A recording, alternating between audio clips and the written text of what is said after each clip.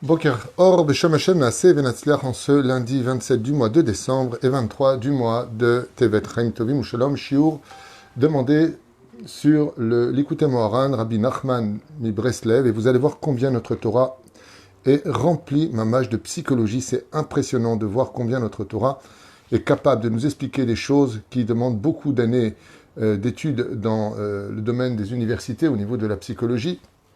Shiur acheté par Myriam, pour un enseignement donc selon Rabbi Nachman de Breslev, c'est sa volonté, pour une grande refoua shlema pour sa maman adorée, Maggie Messaouda Batester Tita, à qui on souhaite un prompt rétablissement et que le mérite de cette étude, Bezrat Hashem, Tavo Alea Lirfuata, Lachlamata, Velatzlachata Bakol, Mikol Kol, Todaraba Myriam, d'avoir acheté ce shiur, Todaraba nous soutenir par le biais de shiurim, par vos dons, pour tout ce que vous faites, que Dieu vous bénisse sur tous vos chemins. Et Bezrat Hashem, je le dis avec fierté, heureux celui qui soutiendra la Torah d'Oel Moshe ici à Torah Traim, parce que c'est Bémet 100% Torah, 100% Kedusha et 100% à la bonne adresse. Shachem Evarech Etrem Uchol Sherlachem, une grande achlama imira pour tous les malades d'Israël, Bevadaï, pour son Moratimi, toute la liste qu'on a déjà donnée, le Nishmat Kol Mete Israël, Georges Simcha Alice, Bezrat Hashem et toute notre liste, et Bevadaï ou Bevadaï, une grande atzacha pour tous nos tormim, à qui on souhaite tous les bonheurs du monde. Alors, le sujet qu'on va étudier maintenant est un sujet très prenant, parce que malheureusement, c'est je ne veux pas dire une épidémie, c'est pas non plus une généralité, mais ce qui est sûr et certain, c'est qu'on a de plus en plus de cas, aussi bien dans notre entourage, dans nos propres familles, parmi nos enfants et même des fois parmi nos parents, d'une situation désobligeante. Et Rabbi Nachman, ici, dans le Torah, donc Yud Dalet, à propos de l'Amshir Shalom, de continuer de perpétuer le Shalom, nous donne quelques explications qui bémettent, quand on approfondit un peu la grandeur de ces mots, on se rend compte que, waouh, il nous met en garde sur des difficultés à éviter. En Adam zoché la Torah et la liede shiflut shishaber gavato. L'homme ne peut pas acquérir la Torah si ce n'est qu'en brisant cet orgueil qui va l'aveugler, bien entendu, de toute objectivité, pardon, tant pour moi, et Ga'avato, donc cet orgueil qui va malheureusement lui faire rater sa vie. Parce qu'il faut savoir que l'orgueil dans le judaïsme, c'est un élément qui fait rater la vie de l'homme. Et on va expliquer comment et en quoi les choses peuvent être réalisées. Alors d'abord, on étudie le texte de Rabbeinu, Me'arba prinot shiflut. Donc la chifloute, le fait de se travailler si midot de l'intérieur se divise en 4 parties. La première des choses, connaître sa place vis-à-vis de l'autre. Donc à retenir cette première parenthèse, c'est savoir qui l'on est par rapport à une personne. Par exemple, tu as étudié un peu la médecine, tu es face à un médecin diplômé, tu es face à une personne qui exerce depuis de nombreuses années. Commence pas à te la ramener face à lui, comme c'est marqué dans Masechet Avot, que le golem, l'idiot, celui qui n'a pas d'âme, celui qui n'a pas de jugeote, celui qui n'a pas d'esprit, celui qui n'a pas d'intelligence, il se la ramène toujours face à des plus grands que lui. Et la première chose que nous dit justement Rabbi Nachman ici, l'actin et atzmo lifnei gdolim mimenu. Connais ta place. Et il existe malheureusement, dans l'orgueil des gens, des fois on peut appeler ça peut-être une pathologie, en tout cas un commencement de pathologie, c'est de celui qui, de façon très grossière, si on devait l'imaginer un petit peu, ressemblerait à quoi ? Imaginez que vous arriviez quelque part et que sur la table, vous voyez un livre magnifique. Les bordures du livre sont faites avec de l'or, les pages finissent avec de l'or, la couverture est d'un cuir exceptionnellement beau, l'écriture est incomparable. On a l'impression d'avoir le livre le plus impressionnant de l'histoire. Et malheureusement, en prenant son livre et en l'ouvrant, on découvre que toutes les pages sont vides. La seule chose qui était bête, c'était la couverture. C'est-à-dire le côté extérieur. Ça ressemblerait à quoi dans la vie d'un humain ? J'ai à peine étudié quelque chose de banal, je me prends déjà pour celui qui connaît tout. Je vais apprendre par exemple un tout petit peu la mécanique, je suis mécanicien. Je vais aider un jour un électricien à brancher une prise ou à mettre une ampoule. Je me prends déjà pour un électricien. Et donc, dans mon langage vis-à-vis de l'extérieur, quand je me présente, on dirait qu'il connaît tout, le mec. Ouh, il sait tout, il est au-dessus de tout, il comprend tout. Et donc, pourquoi est-ce que ça enlève toute la réussite d'un homme ? Eh bien, parce que je ne suis pas prêt à apprendre de personne. étant donné que je pense que je sais tout, je vais m'auto-persuader que je sais tout, je vais avoir un orgueil qui va carapacer pas simplement mon cœur, mais même mon cerveau est carapacé, eh bien, je vais me retrouver dans une situation, lo alenu velo alechem, dans une situation terrible. Je ne vais pas comprendre. C'est monté, j'ai pas eu le temps de lire. C'était trop petit. Tavlo Méchané, on a dit pour l'élévation de l'âme de tous les métés Israël de toute façon. Je vais donc malheureusement me coincer, me bloquer dans mon évolution intellectuelle parce que je vais considérer comme étant déjà fini. Je connais tout. Et donc automatiquement, si je suis persuadé de cela, à cause de cet orgueil, comme l'expliquera le texte ici, eh bien, je ne suis plus capable d'apprendre des autres. Donc, automatiquement, je vais avoir l'esprit de contradiction. Je vais te contredire, non pas parce que c'est ce que je pense, mais parce que comment tu peux être d'accord, ne serait-ce qu'avec moi? C'est horrible ce que vous entendez, parce que quelque part, quand on dit quelque chose et que l'autre est d'accord, on se réconforte. On dit, ben, tu vois, au moins, on a compris pareil. Et malheureusement, l'orgueil peut amener un homme à être celui qui, par exemple, dans le domaine de la Torah, comme il dit ici Rabbeinu, et là, il y a des shifut veishaver gavato. Il faut casser cet orgueil d'être capable d'apprendre de tout le monde, comme le dit la première Mishnah de Masechet Avot, 4e chapitre, Ezeu chacham aroé alomen mikol adam, d'être capable d'apprendre des autres. C'est-à-dire que la vraie chokhma se situe dans le sens où je considère que je ne suis pas encore arrivé au sommet. C'est pour ça que quelqu'un qui est arrivé au sommet de l'étude, on appelle ça un talmid, chacham. Il reste toujours talmid, il reste encore élève. Parce que le jour où tu penseras que tu as tout fini, ça démontrera que tu n'as jamais commencé. Parce qu'on peut toujours apprendre, et on peut toujours découvrir quelque chose, on peut toujours évoluer dans quelque chose. Et Rabbi Nachman nous ouvre un volet, une parenthèse très importante dans ce domaine, de pourquoi c'est important de travailler son humilité. D'être capable, quand j'avais fait un cours il y a très longtemps qui s'appelle Ah bon. C'est cette phrase qui est si merveilleuse. Quand tu parles à quelqu'un qui te dit « Ah bon ?»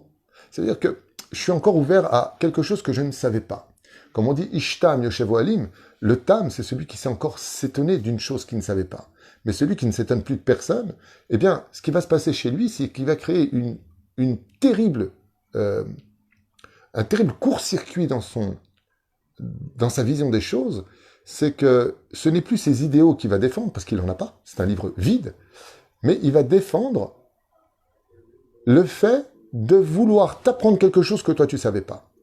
Donc ça s'appelle l'esprit de contradiction. Tout ce que je vais dire, ce sera le contraire. Un exemple très connu, je vais me battre par exemple en disant que pour moi la plus belle montagne du monde, ce sera la montagne de l'Himalaya. Pour moi, c'est la montagne la plus extraordinaire et je vais expliquer pourquoi. Parce que j'aurais vu 2 secondes sur Internet qu'est-ce que l'Himalaya, où est-ce que ça se trouve, les événements qui auraient eu lieu sur cette montagne, la guerre qui a eu lieu entre l'un et l'autre, et patati patata. Donc je vais en faire une montagne, je vais défendre cette idéologie. 3 jours plus tard, je tombe sur une personne qui dit « Pour moi, en tout cas, la plus belle des montagnes, c'est l'Himalaya ». Cette personne-là va réagir dans son orgueil démesuré en disant « Pas du tout, c'est le mont Everest ». Mais toi-même, t'as dit que c'était l'Himalaya. Ouais, mais comment tu peux être d'accord avec moi ?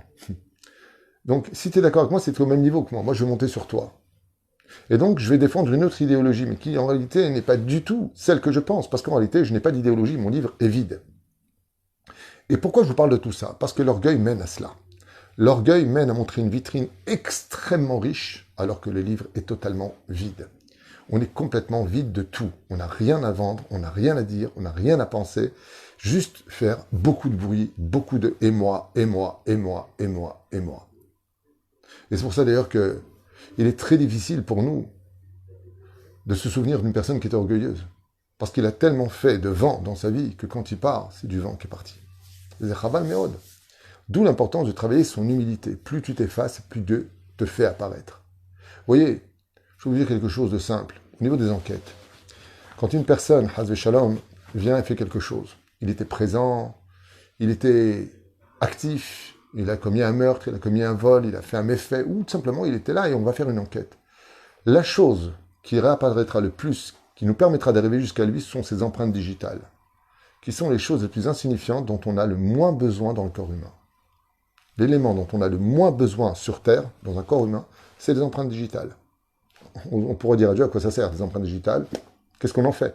C'est même pas les signes, les lignes de la main sur lesquelles on pourrait lire éventuellement, comme c'est marqué dans le Zohar Kadosh, Parashat Yetro, Chochmat HaPartsouf, L'intelligence, la destinée, tout ce que tu veux, ça existe aussi dans le judaïsme. Pas chez Madame Soleil, Chaz v'Shalom. Ah bah, ok, il y a des trucs, mais les empreintes, personne ne lit dans les empreintes digitales, personne... Fais voir, comment tu t'appelles, tu fais mec qui fait un chidour, fort tes empreintes digitales. Elles sont uniques. Pour nous faire montrer que dans chacun de nous, il y a quelque chose d'unique. Mais que quand tu pars, la seule chose qui va nous permettre de savoir qui tu étais, c'est de retrouver tes empreintes digitales. Tu verras que la chose la plus insignifiante au niveau de ton corps sera ta carte d'identité la plus prescrite et la plus dévoilée de qui tu étais. Mais la reine, Bezrat Hashem Barach, plus on est humble, plus on est effacé, plus on est prêt à apprendre et plus on va se créer des objectifs dans la vie. Plus on va comprendre qui on est. Parce que pour faire le ménage dans une chambre et pour savoir comment ranger sa vie, il va falloir vider cette chambre de tout ce qu'elle est. Une fois que j'ai mis à l'extérieur, je peux comprendre maintenant comment je peux gagner le plus de place possible en remettant tous ces meubles et tout ce que j'ai dans ma vie à l'intérieur de moi-même. C'est pour ça qu'on a besoin de, très souvent d'ailleurs, prendre du recul. Vas-y, prends du recul. Vite toi, attends. Va pas trop vite. Prends du recul pour vivre maintenant plus clairement les événements de ta vie. Malheureusement, ce que je suis en train de vous dire, c'est quelque chose qui existe de plus en plus dans notre génération. On a de moins en moins envie d'apprendre des autres. On condamne les rabbinim avant même de les avoir écoutés. On se condamne les uns les autres, entre frères et sœurs, entre parents et enfants, entre amis et travail, et entre. On est tellement rempli de soi-même qu'on n'est même plus capable d'être réceptif de la plainte de l'autre, du problème de l'autre, ou du problème tout court. Parce qu'on pense qu'on a raison, parce qu'on pense que ce que nous avons analysé, c'est ça la vérité. Mais c'est chaval meod. Ça s'appelle de l'orgueil. Vous voyez, je voudrais vous dire un petit exemple du Talmud, dans Maseret Sanhedrin ou dans Maseret Makot, par exemple, deux petits exemples. Quand les 121 membres étaient assis au Sanhedrin, vous savez par lequel et par qui on commençait à poser la première opinion à donner? Vous aviez les 121 membres du Sanhedrin, et on posait la question au plus petit. Vous savez pourquoi? Parce que comment voulez-vous que si on donne la parole au plus grand, le plus petit puisse se la ramener? Si le grand a parlé avec tout son savoir qui est supérieur à moi, comment est-ce que moi, je peux m'exprimer? Afin d'éviter ce genre de choses, on donnait la parole au moins fort du Sanhedrin qui exprimait son point de vue. Et ensuite, on graduait la situation de telle façon à ce qu'on prenait l'opinion, par la suite, des plus grands. Pour bien expliquer qu'on ne doit pas vivre selon l'influence des choses. On a le droit de dire ce que l'on a à dire, mais à la condition où ça vient d'une source d'humilité. La Torah ne peut s'adresser qu'aux gens intelligents. Venatan chochma la chacham. Mais alors je comprends pas. Ça voudrait dire que d'être humble, c'est être chacham, tchouvaï, ken. L'humilité, c'est l'intelligence. Reshit chochma, irat Hashem. C'est quand tu commences à craindre Hashem que tu comprends que tu es une créature et non pas un créateur, que tu peux enfin devenir un créateur. C'est Pérouche d'abord. Merba prenot shiflut. Sarich adam leaktin et atzmo lifnek dolim imenu. Première règle, se rendre petit face à celui qui est plus grand que toi. D'apprendre. C'est des gens qui veulent devenir tout de suite patron. Mais est-ce que tu sais déjà diriger ta vie avant de diriger la vie des autres? Est-ce que tu arrives déjà à être quelqu'un d'équilibré dans ta vie? Est-ce que tu arrives à respecter ton emploi du temps pour toi-même avant de vouloir diriger l'emploi du temps des autres? Pense bien à tout cela. Aujourd'hui, dans la société, ce qui nous fait le plus grand défaut de notre vie, c'est qu'on ne connaît plus notre place. Ceux qui ne sont pas rabbins se prennent pour des rabbins, ceux qui ne sont pas ingénieurs se prennent pour des ingénieurs, ceux qui ne sont pas des médecins se prennent pour des médecins, ceux qui ne sont pas des professeurs se prennent pour des professeurs. T'inquiète, mais comme ça. T'as un potentiel, exploite-le. Crois en toi, mais crois en toi dans la réalité de ce que tu es. C'est-à-dire que quand on ouvrira le livre de ta vie, eh bien, que l'extérieur de ton livre, c'est-à-dire la couverture de ton livre, corresponde à l'ampleur du contenu de ton livre. Vous ne pouvez pas imaginer combien ce shiur est important. Même moi, Baruch Hashem, je suis en train de réaliser aujourd'hui comment on doit travailler notre place. Mamash mi anachnu ma anachnu. Bien entendu, Moshe Rabbeinu lui-même le fait ressentir à la fin de sa vie, quand l'ange de la mort le prend, il lui dit « Pour qui tu te prends? Moi, je suis général et toi, tu es caporal. » L'humilité, ce n'est pas de descendre de ce que nous sommes vraiment. L'humilité, c'est de vivre la réalité de ce que nous sommes. Mais attention, je répète que quand le livre à l'intérieur est plein et correspondant à la beauté impressionnante de la couverture de ton livre. ולפעמים שהוא בעצמו קטן שבקטנים צריך להקטין את עצמו כנגד מדרגת עצמו וידמה בעיניו שהוא למטה ממדרגתו. Alors ici, il y a un très bel exemple de Rabbeinu qui est donné en disant, comme par exemple, tu veux réussir à travailler ton humilité. Comment tu fais face à une personne qui est plus âgée que toi? Imagine que tu as plus de savoir que lui. Lui, il a peut-être 60 ans, mais c'est un Hamaharet. Toi, tu as peut-être 30 ans, mais tu es Tamit Racham. Eh bien, nos sages nous disent que dans ce cas-là, ce que tu dois faire, c'est te dire, waouh, comme cet homme a 30 ans de plus que moi, il a donc 30 ans d'avance de plus de mitzvot accomplis que moi. Trouver à travers l'étude de la Torah et l'accomplissement des mitzvot une différence entre toi et lui. Cet homme est plus âgé que moi, donc il a eu fait certainement plus de mitzvot que moi. Et pour cela, je lui dois encore plus de respect. Et si tu es face à une personne qui a 15 ans et toi tu as 30 ans, comment tu dois réagir? Dans ce cas-là, ça ne marche pas, puisque tu as 15 ans de plus que lui. Oui, mais lui, s'il a que 15 ans, c'est qu'il a fait moins d'avérotes, il a eu moins de temps pour faire ses péchés que toi, qui a 30 ans d'existence. Et ainsi donc, c'est juste deux petits exemples qu'on donne. On peut comprendre comment travailler sa chifloute, comment travailler son humilité, comment travailler ce que nous sommes.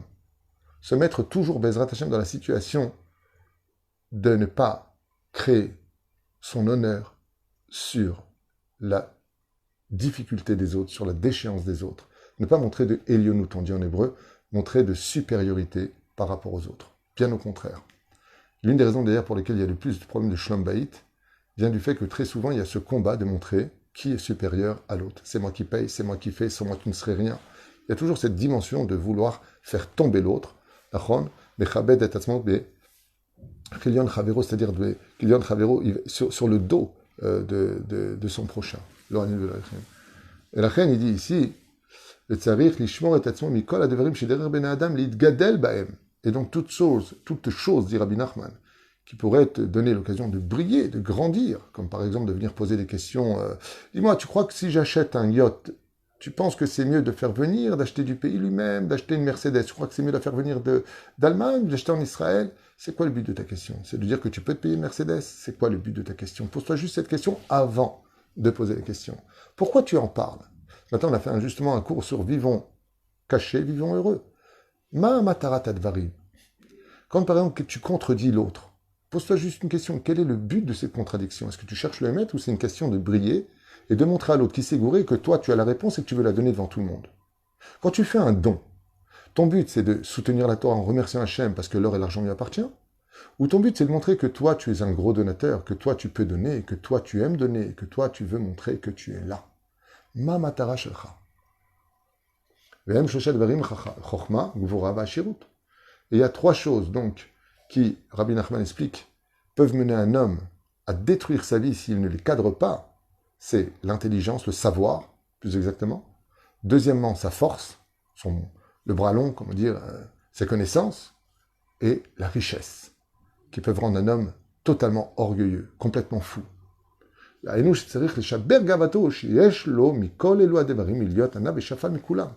Et c'est le but de chacun de nous, de ne pas nous laisser aveugler, chas v'shalom, ni par le fait d'avoir eu un poste très important d'un coup au travail, ni de se retrouver dans la situation d'être quelqu'un qui a le bras long, il a beaucoup de connaissances. Vous regarderez souvent cette bêtise incroyable, quand des personnes célèbres arrivent, tout le monde court faire une photo avec lui, pour dire « regardez qui je suis ». Si on se posait une question un tout petit peu stupide, même si ça paraît un peu naturel, le mec, il y a une superstar qui vient et fait une photo avec Michael Jackson, regarde, t'as vu, regarde.